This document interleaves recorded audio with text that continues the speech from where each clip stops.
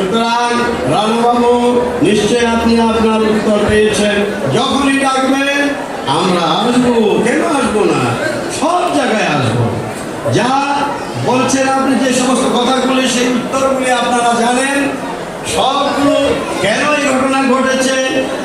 হ্যাঁ, সত্যকে লুকিয়ে রাখা কোন মহৎ ব্যক্তির কাজ নয়।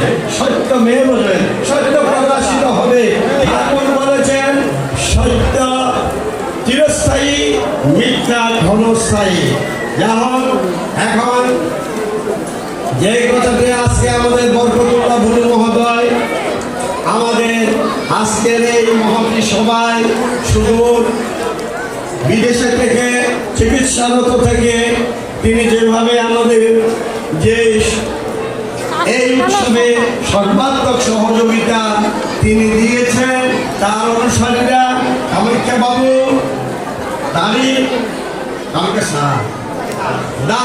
কামাখ্যা দাস মহোদয় মাধ্যমে আমরা জানতে পারলাম তিনি আমাদের সেই ইন্টারনেটের মাধ্যমে দর্শন দিয়েছেন।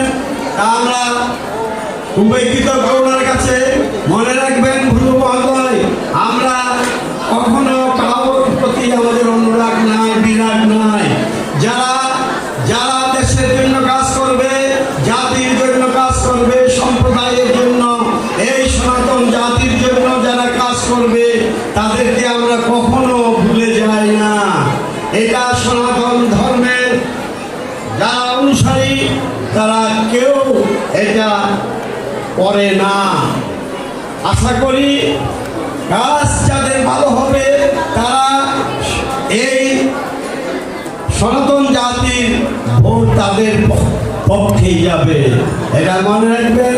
তাই আমরা বাবারা এই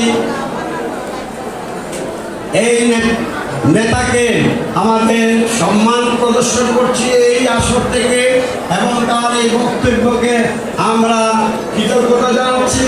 তিনি যে সুদূর প্রবাসে বসে আমাদেরকে ভুলেননি, এই নোয়াখালীবাসীকে, তাকে ধন্যবাদ জ্ঞাপন করছি, এবং সাথে সাথে তার সমস্ত অনুসারী ওই দলকে আমার কৃতজ্ঞতা প্রকাশ করছি।